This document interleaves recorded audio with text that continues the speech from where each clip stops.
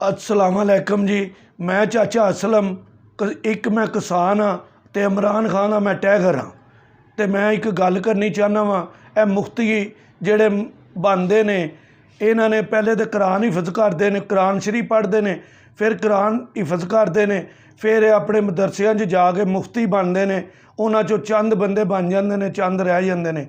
मैं सारे मुफ्तियों यह पूछना चाहना वा कि क्या किसी की माँ जो मर जाए ਉਹਦੇ ਤੇ ਚੰਗੀ ਮਾੜੀਆਂ ਗੱਲਾਂ ਕਰਨੀਆਂ ਚਾਹੀਦੀਆਂ ਨੇ।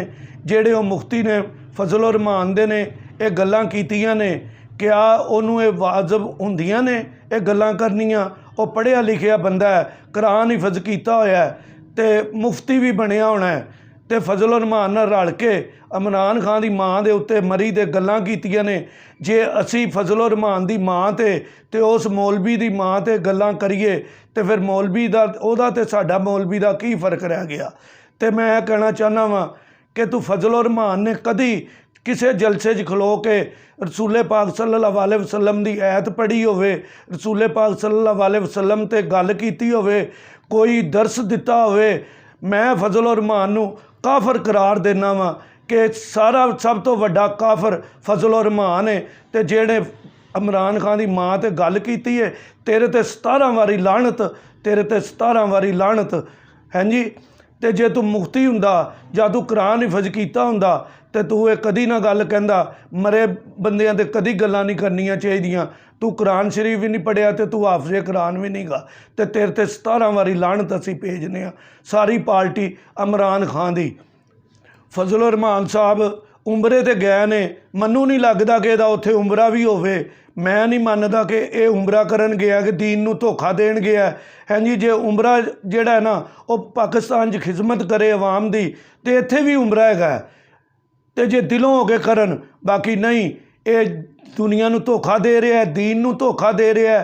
ये फजल और रहमान ਇਹਦਾ चेहरा ਜਿਹੜਾ ना अल्लाह के हुक्म नाल इहनूं डालरां दा कफन पवाना है। जदों भी पवाया तो इमरान खान की पार्टी इनू डालरां दा कफन पवाएगी, इमरान खान के टैगर इनू डालरां दा कफन पवाणगे। ये दीन नूं ते दुनिया नूं धोखा दे रहा तो अल्लाह मियाँ नूं भी धोखा दे रहा। लो जी, मैं सारे इमरान खान के टैगरां नूं कहना चाहना वा कि घबराना नहीं, बिल्कुल नहीं घबराना। हुकूमत कोलों बिल्कुल नहीं तुसीं घबराना। असीं सारियां करेना तैयार ने, साडियां काफलियां दे अगे करेना होणगियां तो असी टैंकर हटाते जावांगे तो फतह करते जावांगे। ये जिन्ने मर्जी कंडेटर ला लैन, जिन्ने मर्जी राह बंद कर लैन, ये अल्लाह के हुक्म नाल इमरान खान के टैगर ने ये सब कुछ फतह करते चले जाएंगे। तो तुसी छेती तो छेती 25 तरीक नूं असी भी जा रहे हैं तो तुसी भी जाना। गुजरात जिस बंदे ने ठहरना होवे, रोटी का इंतज़ाम है, जेलम रोटी का इंतज़ाम है, पानी का इंतज़ाम है, उत्थे बकायदा रैश भी मिलेगी। रात कटनी होवे तो जिथे जिथे मेरी आवाज़ जा रही है, ए पाकिस्तान वालिओ सुन लो, इन्हां चोरां दे खिलाफ सारिਆਂ ने निकलना है। ये चोर मारांगे तो पाकिस्तान अगे चलेगा। साडियां आने वालियां नस्लां जिहड़ियां ने उन्हां लई बड़ी बेहतरी होनी है। जे चोर ये मुल्क च रह तो साडे लई आने वालियां नस्लां जिहड़ियां ने उन्हां दा वक्त लंघना बड़ा औखा होएगा। अस्सलाम वालेकुम।